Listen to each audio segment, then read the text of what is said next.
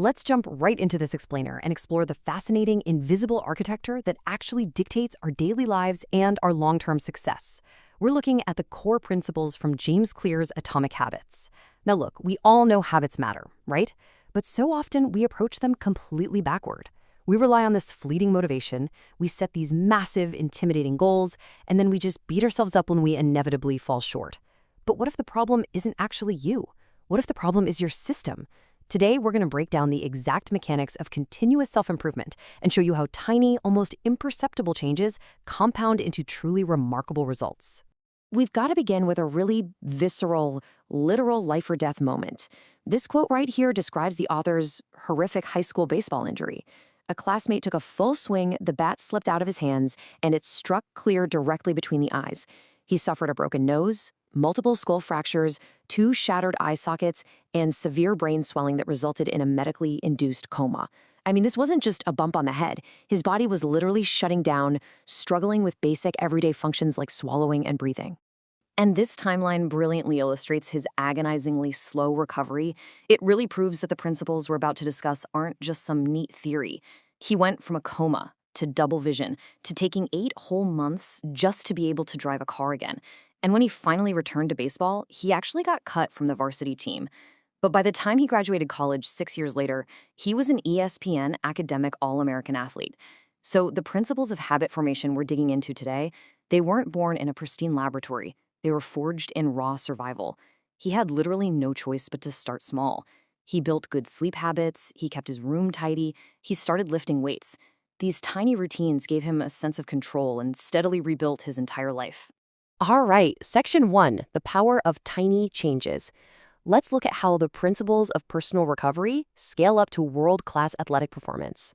So back in 2003, British Cycling hired Dave Brailsford to fix what was basically a century of absolute mediocrity. Before him, British cyclists had won exactly 1 Olympic gold since 1908 and had literally never won the Tour de France.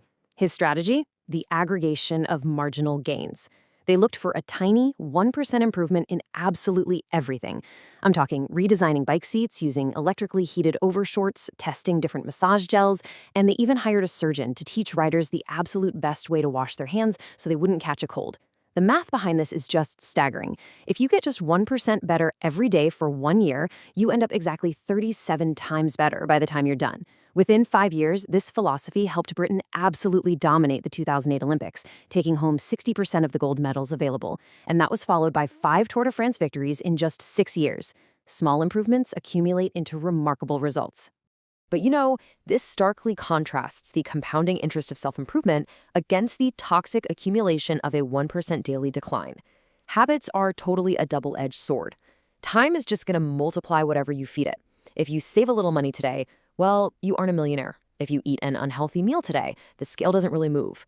Because the impact is so microscopic in the moment, it's incredibly easy to just let bad habits slide. But repeating those 1% errors day after day, that compounds into toxic, downward spiraling results. To understand why this is so tricky in practice, I want you to think of an ice cube sitting on a table in a freezing cold room. It's 25 degrees. The room slowly heats up, 26, 27, 28, and absolutely nothing happens. 31 degrees, still nothing. But at 32 degrees, the ice begins to melt. A single 1-degree shift, seemingly no different from the ones right before it, unlocked a massive change.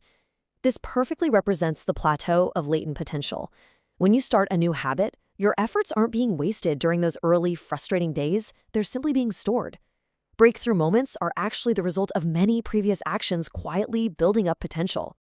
Moving right along to Section 2, Systems over Goals.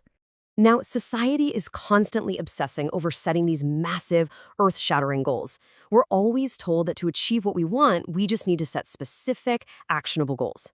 But the wild truth is, your results have very little to do with your goals and pretty much everything to do with the systems you follow. Let's say you're a coach. Your goal is obviously to win the championship, but your system is how you recruit and run daily practice. Think about it. Both winners and losers share the exact same goals. Every Olympian wants the gold medal. Every job candidate wants the job. If successful and unsuccessful people share the identical goal, then the goal itself cannot be the thing that dictates success. Plus, achieving a goal is only a momentary change. if you clean your messy room today, boom, you achieved your goal. But if you keep those same sloppy habits, your room is just going to be a disaster again tomorrow. And that brings us to a really foundational truth of human behavior. As the quote says, you do not rise to the level of your goals. You fall to the level of your systems. The purpose of setting goals is simply to win the game, but the purpose of building systems is to continue playing the game. True long-term thinking is actually goalless thinking. It's entirely about an endless cycle of refinement through atomic habits, those tiny, everyday routines that act as the building blocks for remarkable results. Okay, Section 3, Changing Your Identity. Let's peel back the layers of behavior change and look at why simply altering our outcomes or processes so often fails. Changing outcomes or processes usually fails because it totally ignores the deepest layer of the onion, your identity. Imagine two people declining a cigarette. The first one says, "No thanks, I'm trying to quit." They still internally believe they're a smoker, just trying to be something else. They're entirely outcome-based. But the second person says, "No thanks, I'm not a smoker." That right there is a profound shift in identity. Smoking is a part of their former life, not their current one. Behavior that is incongruent with your self-image simply will not last. True behavior change is actually identity change. So how exactly do you change your identity? Well, it's actually a pretty simple two-step process. First, decide who you want to be. Work backward from your desired results. Want to write a book? Okay, then you want to be a consistent, reliable person. Second, prove it to yourself with small wins. Your identity emerges directly out of your habits. Every tiny action you take is literally a vote for the type of person you wish to become. If you go to the gym, you cast a vote for being an athlete. And here's the best part. You don't need a unanimous victory to change your self-image. You just need a majority of the votes. Next up, Section 4, the habit loop. To truly master all of this, we need to understand the underlying psychology, tracing all the way back to Edward Thorndike's 1898 puzzle box experiments with cats. He placed these cats in a puzzle box with a lever that opened a door to a bowl of food. At first, the cats just thrashed around randomly, but once they accidentally pressed the lever and escaped, a real learning process began. The useless movements faded away, and the useful action was strongly reinforced. This gave us what we now know as the habit loop. This four-step neurological feedback loop is running active in your brain during literally every moment you are alive, automating solutions to recurring problems. First, the cue triggers your brain to initiate a behavior. That leads to a craving, which is the motivational force behind the habit. Then comes the response, the actual habit you perform. And finally, the reward. Satisfies that craving and teaches your brain to remember this exact loop for the future.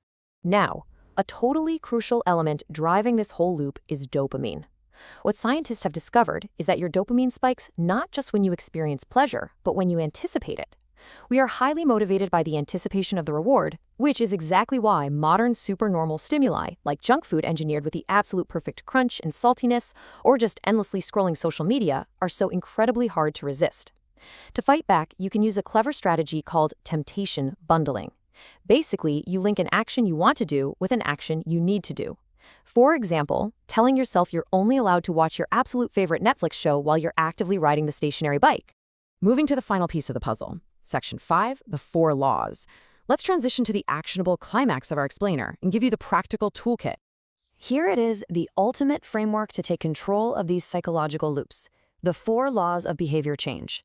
If you want to create a good habit, you must make the cue obvious, make the craving attractive, make the response easy, and make the reward satisfying. Conversely, if you want to break a bad habit, you just invert those laws. Make the cue invisible, the craving unattractive, the response difficult, and the reward unsatisfying. This right here is your ultimate step-by-step manual for engineering your daily routines. Let's look at how to tackle that first law, making it obvious. First off, you've got to stop waiting for motivation to strike. Instead, use an implementation intention by clearly defining the time and location. Tell yourself, I will exercise for 1 hour at 5 p.m. in my local gym. Even better than that is habit stocking, where you link a brand new habit to a deeply ingrained current habit. Like, after I pour my morning coffee, I will meditate for exactly 1 minute. By doing this, you are giving your new habit a very specific time and space to live in the real world. And what about breaking bad habits? Well, the inversion of the first law is to make it invisible through environment design. Listen to this. During the Vietnam War, up to 20% of U.S. soldiers became addicted to heroin. But researchers found that when they returned home, 9 out of 10 eliminated their addiction practically overnight. No way, right? Why? Because the environmental cues completely changed. Bad habits are almost impossible to forget once they're encoded in your brain. The people with the absolute most self-control are really just the ones who spend the least amount of time in tempting situations. Optimizing your environment to make bad cues invisible is the true secret to self-control. We've covered a lot of ground: the aggregation of marginal gains, breaking goals down into systems, understanding the habit loop, and manipulating the 4 laws of behavior change. But as we wrap up, I really want to bring us back to the most critical layer of the onion. Building atomic habits isn't just about achieving some external success, hitting a financial milestone, or losing 10 pounds. Habits are the fundamental channel through which you develop your deepest beliefs about yourself. You literally become your habits. So I'm going to leave you with this provocative thought to carry with you today. Look at your daily routines and ask yourself honestly, are you becoming the type of person you want to become?